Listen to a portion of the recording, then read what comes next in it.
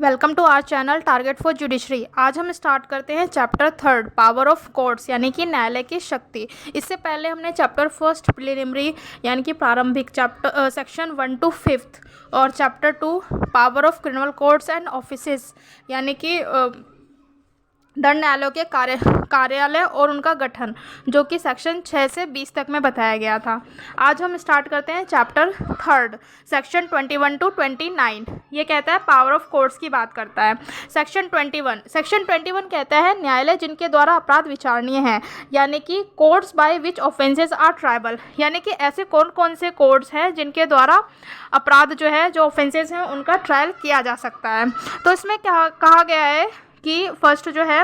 कि भारतीय न्याय संहिता 2023 के अधीन किसी अपराध का विचारण निम्नलिखित के द्वारा किया जा सकता है, यानी कि अपराध का जो ट्रायल है वो किसके द्वारा किया जाएगा। तो फर्स्ट है हाई कोर्ट के द्वारा, second court of session, third कहता है कि किसी अन्य न्यायालय जिसके द्वारा ऐसे अपराध का विचारण होना प्रथम अनुसूची में दर्शाया गया, यानी कि जब हम बीएनएस का फर्स्ट शेड्यूल्स देखते हैं जिसमें कि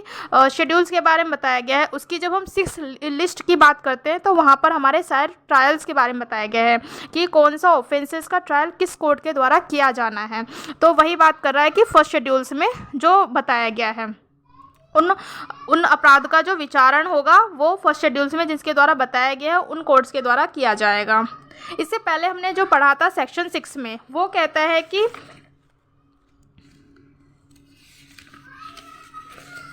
सेक्शन 6 ये पढ़ा था हमने कि क्लासेस ऑफ क्रिमिनल कोर्ट्स, यानी कि क्रिमिनल कोर्ट्स की क्लासेस के बारे में बताता है, यानी कि दंड न्यायालय के वर्ग, यानी कि क्रिमिनल कोर्ट कौन कौन सी होती हैं। तो क्रिमिनल कोर्ट्स में हमारे session court, first class judicial magistrate और सेकंड क्लास और एग्जीक्यूटिव मजिस्ट्रेट आते हैं। यहाँ से प्री में काफ़ी क्वेश्चंस पूछे जा चुके हैं। और सेक्शन 21 में जो कहता है कि वो कहता है कि न्यायालय जिनके द्वारा अपराध विचारणीय, यानी कि कौन कौन से कोर्ट है जिनके द्वारा ऑफेंसेस का ट्रायल किया जा सकता है। तो उसमें high court, court of session और जो कि फर्स्ट शेड्यूल्स में हमारे बताया गया है। इसके बाद कहता है कि बट प्रोवाइजो में कहता है कि जो कि भारतीय न्याय संहिता 2023 की सेक्शन जो है वो सेक्शन 64, 65, 66, 67, 68, 69, 70 एंड 71 इन ऑफेंसेस के थ्रू जो ऑफेंस किया गया है उसमें जो ट्रायल होगा वो उसके लिए जो है एक महिला पीठासीन होंगी, यानी कि एक फीमेल जो कोर्ट्स का ट्रायल जो किया जाएगा एक फीमेल जजेस के द्वारा ही किया जाएगा। और ये बीएनएस के जो सेक्शंस बताए गए हैं वो चैप्टर 5 में सेक्सुअल ऑफेंसेस से रिलेटेड है। इसका बी पॉइंट कहता है कि किसी अन्य विधि के अधीन, यानी कि ये तो था हमारा बीएनएस के अंडर में होते हुए, ये था किसी अन्य विधि के अधीन, यानी कि कोई अदर लॉ है, उस कंडीशन में क्या होगा। तो किसी अन्य विधि के अधीन किसी अपराध का विचारण जब ऐसी विधि में इस निमित्त कोई न्यायालय उल्लिखित है, यानी कि कोई जो है कि कोर्ट के बारे में बताया गया है, तब ऐसे न्यायालय द्वारा किया जाएगा, यानी कि जो कोर्ट का मेंशन किया गया है उस न्यायालय द्वारा किया जाएगा। और जब कोई न्यायालय इस प्रकार उल्लिखित नहीं है और जब इस प्रकार से कोई कोर्ट का मेंशन नहीं किया गया है तब उसका विचारण जो है निम्नलिखित के द्वारा किया जाएगा, यानी कि फर्स्ट जो है हाई कोर्ट के द्वारा किया जाएगा और दूसरा कहता है कोई अन्य न्यायालय जिनके द्वारा उस ऐसे अपराध का विचारण होना प्रथम अनुसूची में दर्शाया गया है। इन शॉर्ट यदि मैं ब्रीफ में बात करूं तो ट्राइबल कोर्ट कौन कौन सी हैं, तो ट्राइबल कोर्ट्स हमारी 3 होती हैं, high court, court of session और जो कि फर्स्ट शेड्यूल्स में जिनको ट्राइबल बनाया गया है ऐसे ऑफेंसेस को। दूसरा पॉइंट ये कहता है कि जहाँ पर किसी ऑफेंस के ट्राइबल की किस कोर्ट के द्वारा उसका ट्रायल किया जाना है ये नहीं बताया गया है, तो ऐसी परिस्थिति में उच्च न्यायालय द्वारा किया जाएगा और जो कि फर्स्ट शेड्यूल्स में बताया गया है उसके द्वारा किया जाएगा। सेक्शन 22 बात करता है कि दंडादेश, यानी कि जो पनिशमेंट है, जो सेंटेंस है, जो उच्च न्यायालय और सेशन न्यायाधीश दे सकेंगे, यानी कि ऐसे कौन से सेंटेंसेस हैं, यानी कि ऐसे कौन से पनिशमेंट है जो हाई कोर्ट और कोर्ट ऑफ सेशन दे सकेंगे। तो उच्च न्यायालय जो है हाई कोर्ट विधि द्वारा प्राधिकृत कोई दंडादेश दे सकेगा, यानी कि हाई कोर्ट जो है लॉ द्वारा ऑथराइज कोई भी पनिशमेंट दे सकेगा। Section 22 subsection 1। सबसेक्शन 2 कहता है सेशन न्यायाधीश, यानी कि कोर्ट ऑफ सेशन या अपर सेशन न्यायाधीश विधि द्वारा प्राधिकृत कोई भी दंडादेश दे सकेगा, यानी कि कोई भी यहाँ भी प्राधिकृत है जो कि कोई भी दंडादेश दे सकेगा, किंतु ऐसे किसी न्यायाधीश द्वारा दिया गया मृत्यु दंडादेश उच्च न्यायालय द्वारा पुष्ट किए जाने के अधीन होगा। इन शॉर्ट ये कहता है कि हाई कोर्ट कौन से पनिशमेंट दे सकता है, यानी कौन से सेंटेंस दे सकता है। तो हाई कोर्ट जो है वो लॉ द्वारा जो ऑथराइज किया गया है कोई भी पनिशमेंट दे सकता है। उसी तरीके से कहता है कि कोर्ट ऑफ सेशन हो या एडिशनल कोर्ट ऑफ सेशन हो, यानी कि अपर सेशन न्यायाधीश, ये भी कोई भी पनिशमेंट दे सकते हैं। बट यदि कोर्ट ऑफ सेशन या additional court of session death penalty का कोई सेंटेंस देते हैं, यानी कि मृत्यु दंडादेश का कोई पनिशमेंट देते हैं, तो उससे पहले हाई कोर्ट से कंफर्मेशन किया जाना ज़रूरी है। ये बात कहाँ किया गया है, ये जो है कंफर्मेशन वाली बात जो है चैप्टर 30 सेक्शन 407 से 412 में है। यानी कि कोर्ट ऑफ सेशन ने कोई पनिशमेंट डेथ पेनल्टी कोई पनिशमेंट दिया है तो हाई कोर्ट उस पर कंफर्म करेगा, वो सेक्शन 407 BNSS की बात करता है। इसके बाद जो है यदि हम CRPC की बात करें तो यहाँ पर एक और पॉइंट था जो कि CRPC में था कि असिस्टेंट कोर्ट ऑफ सेशन की पावर भी बता रखी थी कि असिस्टेंट कोर्ट ऑफ सेशन की जो पावर है वो 10 साल तक की पनिशमेंट दे सकता है, लेकिन यहाँ पर ये मेंशन नहीं है, ये केवल CRPC में ही मेंशन था। अब हम बात करते हैं सेक्शन 23। सेक्शन 23 कहता है दंडादेश जो मजिस्ट्रेट दे सकेंगे, यानी कि ऐसे कौन से सेंटेंसेस है जो मजिस्ट्रेट दे सकते हैं। तो यहाँ पर कहा गया है कि CJM यानी कि मुख्य न्यायिक मजिस्ट्रेट का न्यायालय मृत्यु, आजीवन कारावास या 7 वर्ष से अधिक की अवधि के लिए कारावास के दंडादेश के सिवाय, यानी कि एक्सेप्ट वर्ड यूज़ किया हुआ है, विधि द्वारा प्राधिकृत कोई ऐसा दंडादेश दे सकेगा। यानी सेक्शन 23 कहता है दंडादेश जो मजिस्ट्रेट दे सकेंगे, यानी कि हम CJM की बात करें यानी कि मुख्य न्यायिक मजिस्ट्रेट, तो वो केवल 7 साल तक की पनिशमेंट दे सकता है। इसके बाद फर्स्ट क्लास जुडिशियल मजिस्ट्रेट की बात करें तो उस कंडीशन में 3 वर्ष से अनधिक अवधि यानी कि 3 साल तक की पनिशमेंट दे सकता है, या फिर 50,000 रुपये जुर्माना, या दोनों, यानी कि या तो कारावास या 50,000 रुपये जुर्माना, या फिर दोनों, या सामुदायिक सेवा का दंडादेश दे सकेगा, यानी कि जो कम्युनिटी सर्विस है उसको उसकी सज़ा दे सकता है। सबसेक्शन 3 जो है वो कहता है कि द्वितीय वर्ग मजिस्ट्रेट यानी कि सेकंड क्लास जुडिशियल मजिस्ट्रेट के पास जो पावर है पनिशमेंट देने की पावर जो है सेंटेंस देने की, वो है 1 साल तक की सज़ा है और 10,000 रुपये जुर्माना है, या दोनों, या सामुदायिक सेवा का दंडादेश दे सकेगा। अब हम देखते हैं CRPC में क्या था। CRPC में था कि फर्स्ट क्लास जुडिशियल मजिस्ट्रेट को जो पावर थी वो 3 साल तक की सज़ा दे सकता था और वहाँ पर 5,000 रुपये जुर्माना था, 10,000 रुपये, 3 वर्ष से अनधिक 3 साल तक की सज़ा थी और 10,000 रुपये तक का जुर्माना था। और सेकंड क्लास जुडिशियल मजिस्ट्रेट जो था उसे 1 साल तक की सज़ा थी, मतलब सज़ा दे सकता था और 5,000 रुपये जुर्माना दे सकता था। अब जो BNSS में न्यू वर्ड यूज़ किया गया है वो वर्ड यूज़ किया गया है सामुदायिक सेवा, यानी कि कम्युनिटी सर्विस। कम्युनिटी सर्विस क्या है? कम्युनिटी सर्विस को जब हम BNS का सेक्शन, BNS यानी कि भारतीय न्याय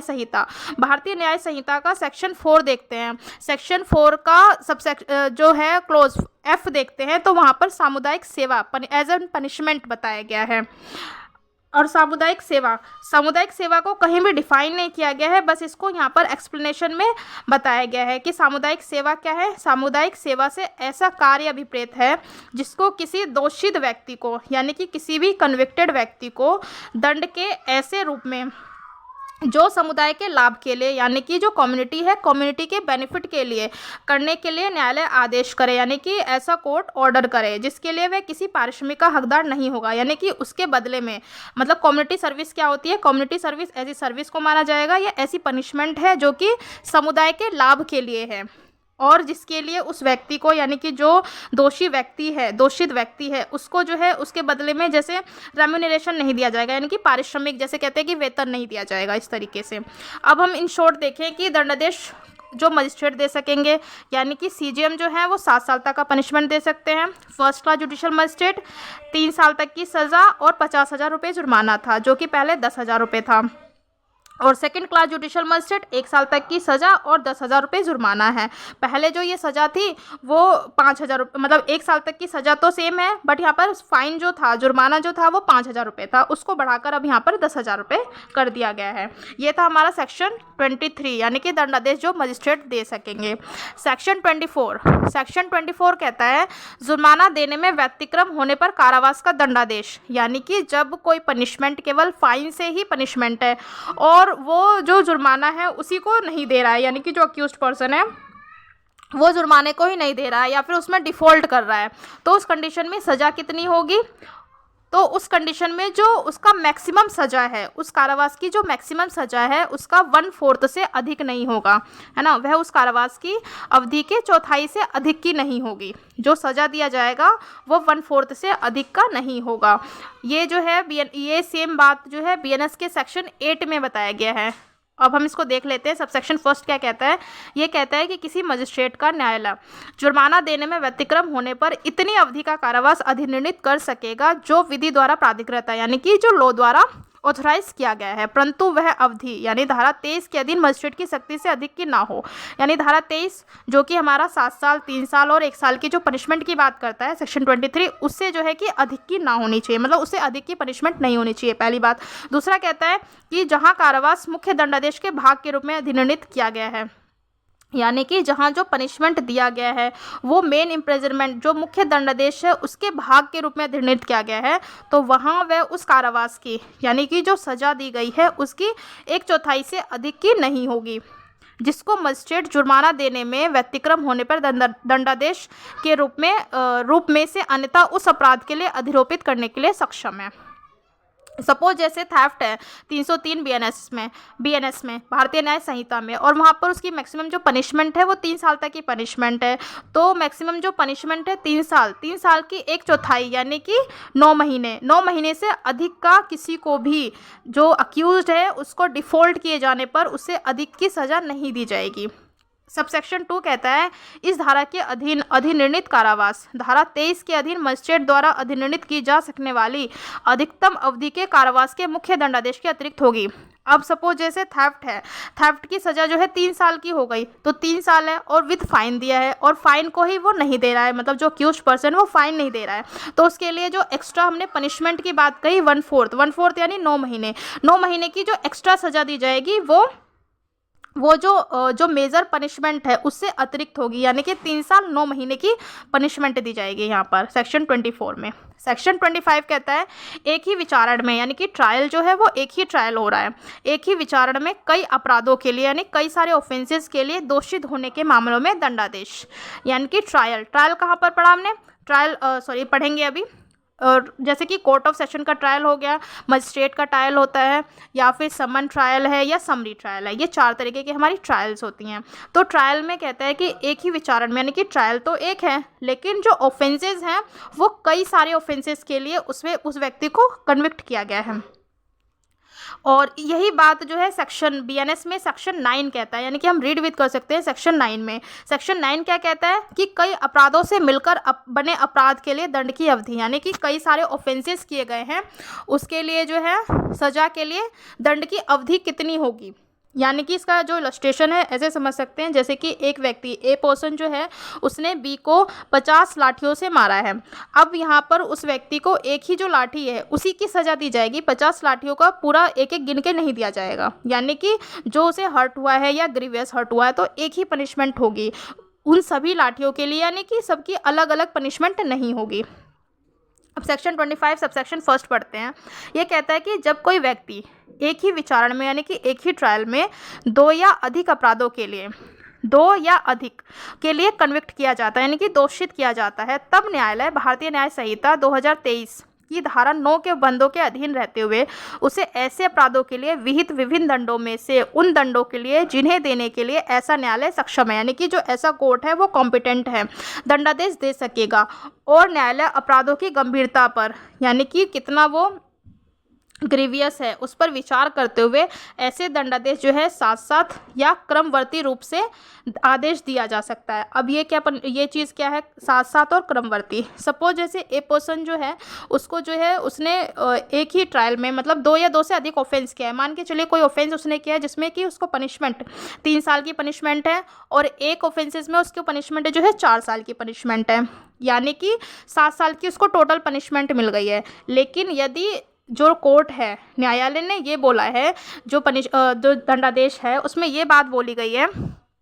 कि जो अपराधी है वो सज़ा साथ साथ भोगेगा, यानी कि 4 और 3 7, तो 4 साल की पहले भोगेगा और मतलब 3 साल का उसी में ही डिडक्ट हो जाएगा, तो 1 साल का वो एक्स्ट्रा भोगेगा। लेकिन यदि पनिशमेंट जो है वो क्रमवर्ती, यानी कि जो पनिशमेंट दंडादेश जो दिया गया है वो उसमें जो सेंटेंस है वो बात बोली गई क्रमवर्ती, यानी कि जब उसे सज़ा जो दी गई है वो पहले 4 साल की दी गई है फिर 3 साल की दी गई है, तो उसे पहले जो है 4 साल का पूरा पनिशमेंट मिलेगा। 4 साल की कंप्लीट होने के बाद उसको एक्स्ट्रा 3 साल की और पनिशमेंट मिलेगी, यानी कि और पनिशमेंट उसको भोगना होगा, यानी कि टोटल उसे 7 साल का पनिशमेंट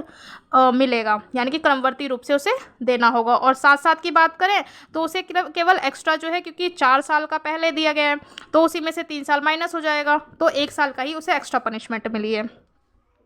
अब सबसेक्शन 2 कहता है कि दंडादेशों का क्रमवर्ती, यानी कि एक के बाद एक होने की दशा में, केवल इस कारण से कि कई अपराधों के लिए संकलित दंड उस दंड से अधिक है, यानी कि जो पनिशमेंट है, क्यूमुलेटिव पनिशमेंट जो है, एक साथ जो पनिशमेंट दी गई है उस दंड से अधिक है जो वह न्यायालय एक अपराध के लिए दोषित होने पर देने के लिए सक्षम है। न्यायालय के लिए यह आवश्यक नहीं होगा कि अपराधी को उच्चतर न्यायालय के समक्ष विचारण के लिए भेजे। सपोज जैसे कि हमने अभी इलस्ट्रेशन लिया था कि पनिशमेंट जो दी गई है, एक ऑफेंसेस में पनिशमेंट उसे 4 साल की दी गई है, दूसरे में 7 साल तक की दी हुई है। लेकिन इन केस जब हम बात करते हैं सीजीएम की, तो सीजीएम को पनिशमेंट देने की पावर कितनी गई है? सेक्शन 23 में 7 साल की पनिशमेंट दी गई है। तो जब उसकी पनिशमेंट जो है वो 7 साल की है, और मान के चलिए ऐसा पनिशमेंट हो गया जो कि उसको 8 साल, मतलब एक पनिशमेंट में उसको 4 साल की सज़ा दी गई है और दूसरे में 4 साल की सज़ा दी गई है, और सीजीएम के पास केवल 7 साल तक की पावर है उसे पनिशमेंट देने की, तो यहाँ पर जो है वो उसे हायर कोर्ट में उसे भेजने के लिए भेजना जो है ज़रूरी नहीं होगा। मतलब उसके लिए वो उसके पास वो ऑथराइज है कि उस जो पनिशमेंट दिया गया है, 8 साल की पनिशमेंट दी गई है, वो उसके लिए सक्षम है विचारण के लिए, यानी कि ट्रायल के लिए वो कॉम्पिटेंट कोर्ट होगा। और इसमें प्रोवाइजो में बात बोली गई, परंतु किसी भी दशा में, यानी कि किसी भी कंडीशन में ऐसे व्यक्ति, यानी कि 20 वर्ष से अधिक की अवधि के कारावास के लिए दंडादेश नहीं किया जाएगा, यानी कि किसी भी सिचुएशन में ऐसे जो व्यक्ति है उसको 20 साल से अधिक का पनिशमेंट नहीं दिया जाएगा, जो कि पहले सीआरपीसी में केवल 14 साल था, यानी कि 14 साल की बात करता था, अभी उसे बढ़ाकर 20 साल कर दिया गया है। दूसरा पॉइंट कहता है कि संकलित दंड, यानी कि जो क्यूमुलेटिव पनिशमेंट है, यानी कि जो दोनों पनिशमेंट दी गई है उसको मिलाकर उस दंड की मात्रा के दुगने से अधिक नहीं होगा जिसने एक अपराध में देने के लिए वह न्यायालय सक्षम है। सपोज जैसे फर्स्ट क्लास जुडिशियल मजिस्ट्रेट है, suppose first class judicial magistrate को 3 साल तक की पनिशमेंट की पावर है। अब उसने एक ऑफेंस में जो है 3 साल की पनिशमेंट दे दी और दूसरे ऑफेंस में 2 साल की पनिशमेंट दे दी, तो दोनों मिलाकर 5 साल की पनिशमेंट हो गई। संकलित दंड उस दंड की मात्रा के दुगने से अधिक नहीं होगा, तो यहाँ पर जो है दुगना, यानी कि फर्स्ट क्लास जुडिशियल मजिस्ट्रेट जो है 6 साल तक की पनिशमेंट दे सकता है, अब इससे ज़्यादा की वो पनिशमेंट नहीं दे सकता है। सपोज जैसे एक पनिशमेंट जो है उसने दी 3 साल की और दूसरे में पनिशमेंट दिया 4 साल की, तो यहाँ पर 1 साल एक्स्ट्रा पनिशमेंट नहीं दे सकता, यानी कि जो सिर्फ उसे 3 साल की पावर दी गई है पनिशमेंट देने की, तो उसे केवल दुगना पनिशमेंट दे सकता है, यानी कि 6 साल तक का पनिशमेंट दे सकता है first class judicial magistrate. Subsection 3 कहता है किसी निर्दोष व्यक्ति द्वारा, यानी कि किसी कन्विक्टेड जो व्यक्ति है उसके द्वारा अपील के प्रयोजन के लिए, यानी कि वो अपील में जा रहा है, जो उसे कन्विक्शन इस तरीके से दिया गया है उसके खिलाफ वो अपील में जा रहा है, तो उन क्रमवर्ती दंडादेशों का योग, यानी कि जो पनिशमेंट दिया गया है, एक एक करके जो पनिशमेंट दिया गया है, तो उनको क्रमवर्ती दंडादेशों का योग, यानी उन सब का टोटल करके जो इस धारा के अधीन उसके विरुद्ध दिए गए हैं एक दंडादेश समझा जाएगा। यानी कि जो उसे पनिशमेंट दिया गया है, सपोज जैसे एक ऑफेंस में उसे पनिशमेंट 2 साल के लिए दिया गया है, एक ऑफेंस में 3 साल 4 साल इस तरीके से पनिशमेंट दिया गया है, तो जब वो अपील में जा रहा है तो सबका टोटल करके, यानी कि 4 और 2 6, 6 और 3 9 साल की पनिशमेंट के लिए एक साथ वो अपील में जाएगा। सबके ऑफेंसेस के लिए अलग अलग जो है अपील में नहीं जाएगा, बल्कि सबका एक साथ जो ऑफेंसेस का योग है, यानी कि जो ऑफेंसेस उसने किया हुआ है एक साथ जो है कि वो अपील में जाएगा। यहाँ तक ये हमने पढ़ा था सेक्शन 25, यानी कि एक ही विचारण में कई अपराधों के लिए दोषित होने के मामले में दंडादेश। अब हम देखते हैं सेक्शन 26 कहता है शक्तियाँ प्रदान करने का ढंग, यानी कि मोड ऑफ कन्फरिंग पावर। इस संहिता के अधीन शक्तियाँ प्रदान करने में, यानी कि जो शक्तियाँ हैं वो कौन कौन प्रदान कर सकता है, तो वो हाई कोर्ट और स्टेट गवर्नमेंट, उच्च न्यायालय या राज्य सरकार आदेश द्वारा व्यक्तियों को विशेषता नाम से या उनके पद के आधार पर या पदधारियों के वर्गों को साधारणतः उनके पदीय अभिधानों से सशक्त कर सकेगी। यानी कि जो पावर है वो पावर कौन दे सकता है, तो पावर जो है वो हाई कोर्ट या स्टेट गवर्नमेंट दे सकती है। और ये किस डेट से इफ़ेक्टिव होगा, तो ये कहा गया है कि जब उस व्यक्ति को कम्युनिकेट किया गया है तब से वो जो है कि प्रभावी होगा, वो डेट जो होगा तब प्रभावी होगी। सबसेक्शन 2 कहता है ऐसी प्रत्येक आदेश उस तारीख से प्रभावी होगा जब से वह ऐसे सशक्त किए गए व्यक्ति को संसूचित किया जाता है। यानी कि जिस व्यक्ति को इस तरीके की जो पावर दी गई है और उस व्यक्ति को जब वो उसे कम्युनिकेट किया गया है तब से वो माना जाएगा। सेक्शन 27 कहता है नियुक्त अधिकारियों की शक्ति है, यानी कि जिसको सेक्शन 26 के तहत जिस ऑफिसर्स को जो अपॉइंट किया गया है उन ऑफिसर्स की क्या पावर है, वो सेक्शन 27 बात करता है कि सरकार की सेवा में पद धारण करने वाला कोई व्यक्ति जो उच्च न्यायालय या राज्य सरकार द्वारा, यानी कि जो हाई कोर्ट हो या स्टेट गवर्नमेंट द्वारा इस संहिता के अधीन कोई शक्ति किसी समग्र स्थानीय क्षेत्र के लिए विनिहित की गई है, जब कभी उसी प्रकार के समान या उच्चतर पद, यानी कि जो उसके इक्वल हो या उससे हायर पोस्ट पर हो, उसी राज्य के अधीन वैसे ही स्थानीय क्षेत्र के भीतर नियुक्त किया जाता है, तब वह जब तक यथास्थिति उच्च न्यायालय या राज्य सरकार, यानी कि हाई कोर्ट या स्टेट गवर्नमेंट अन्यथा निर्देश ना दे या ना दे चुकी हो, उस स्थानीय क्षेत्र में जिसमें वह ऐसे नियुक्त किया गया है उन्हीं शक्तियों का प्रयोग करेगा। यानी कि सेक्शन जो है 27 ये कहता है नियुक्त अधिकारी की शक्ति, यानी कि जिस पावर को सेक्शन 26 में जिन ऑफिसर्स को अपॉइंट किया गया है उन ऑफिसर्स की पावर क्या है। तो सेक्शन 27 कहता है कि जब तक हाई कोर्ट या स्टेट गवर्नमेंट कोई स्पेशली कुछ स्पेसिफिक मेंशन ना किया गया हो तब तक उनके पास वही पावर होगी जो उनके इक्वल अदर व्यक्ति को जो पावर होगी, उस पोस्ट पर जो दूसरे व्यक्ति अपॉइंट है उन व्यक्ति को जो पावर होगी वही पावर इनके पास भी होगी, जो इस प्रकार से जो ऑफिसर अपॉइंट किए गए हैं सेक्शन 27 में। सेक्शन 28 कहता है शक्तियों को वापस लेना। जो सेक्शन 26 में हाई कोर्ट और स्टेट गवर्नमेंट ने किसी ऑफिसर्स को कोई शक्ति दी है तो शक्तियों को वापस ले सकती है सेक्शन 28 में। सेक्शन 28 क्या कहता है कि यथास्थिति हाई कोर्ट या राज्य सरकार उन सब शक्तियों को या तो सभी की सभी शक्तियों को या तो उनमें से किसी को वापस ले सकेगी जो उसने या उसके अधीनस्थ किसी अधिकारी ने ऐसे किसी व्यक्ति को इस संहिता के अधीन प्रदान किए है। यानी कि सेक्शन 28 ये कहता है शक्तियों को वापस लेना, यानी कि जो हाई कोर्ट या स्टेट गवर्नमेंट जो जिन ऑफिसर्स को इस तरीके से अपॉइंट किया गया है तो उन व्यक्तियों से उन शक्तियों को या तो सभी शक्तियों को वापस ले सकती है या कुछ पावर्स को वापस ले सकती है। और इस तरीके से जो पावर प्रदान की गई है वो सीजीएम के द्वारा किया गया है या डीएम के द्वारा किया गया है, तो ऐसी शक्तियों इनके द्वारा वापस ली जाएगी। यानी कि मुख्य न्यायिक मजिस्ट्रेट या जिला मजिस्ट्रेट द्वारा प्रदत्त किन्हीं शक्तियों को संबंधित मजिस्ट्रेट द्वारा वापस लिया जा सकेगा जिसके द्वारा वे शक्तियाँ प्रदान की गई। यानी कि सीजीएम या डीएम ने किसी को कोई पावर दी है तो उनको इनके द्वारा ही वापस लिया जा सकता है। सेक्शन 29 कहता है कि न्यायाधीशों और मजिस्ट्रेटों की शक्तियों का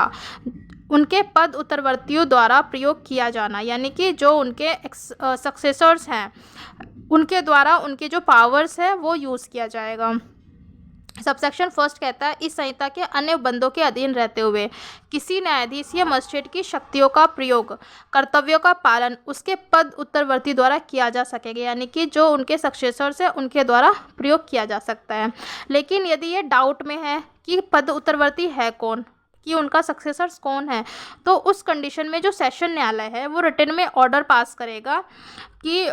कौन सा न्यायाधीश इस संहिता के या इसके अधीन किन्हीं कार्रवाइयों या आदेशों के प्रयोजन के लिए पद उत्तरवर्ती समझा जाएगा। यानी कि यदि किसी ऑफिसर्स को जो अपॉइंट किया गया है, मजिस्ट्रेटों की शक्तियों का प्रयोग किया गया है और उनके पद उत्तरवर्ती यदि बताया गया है कि हाँ इनके बाद ये सक्सेसर्स हैं तो ठीक है। लेकिन यदि उस मैटर्स में डाउट है कि कौन व्यक्ति जो है उस व्यक्ति का पद उत्तरवर्ती है, तो ऐसी परिस्थिति में जो सेशन न्यायालय है वो रिटन में आदेश द्वारा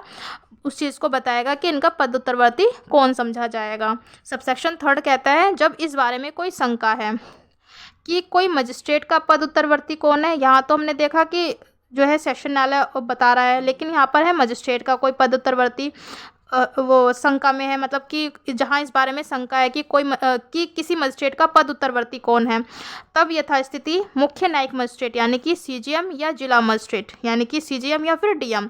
लिखित आदेश द्वारा यानी कि रिटन ऑर्डर द्वारा ये डिसाइड करेगा कि कौन सा मजिस्ट्रेट इस संहिता के या इसके अधीन किन्हीं कार्रवाइयों के या आदेशों के प्रयोजन के लिए ऐसे मजिस्ट्रेट का पद उत्तरवर्ती समझा जाएगा। यानी मजिस्ट्रेट की पोस्ट के लिए यदि शंका है तो उस कंडीशन में सीजीएम या डीएम जो है रिटन आदेश द्वारा, रिटन ऑर्डर द्वारा उस बात को बताएंगे कि इसका मजिस्ट्रेट का पद उत्तरवर्ती कौन है। यदि कोर्ट ऑफ सेशन के बारे में तो फिर कोर्ट ऑफ सेशन उसके बारे में बताएगा। I hope section 21 to 29 chapter 3 complete हो गया है। आई होप आप लोगों को समझ में आ गया हो। अच्छा लगा हो तो please like share and subscribe. Thank you.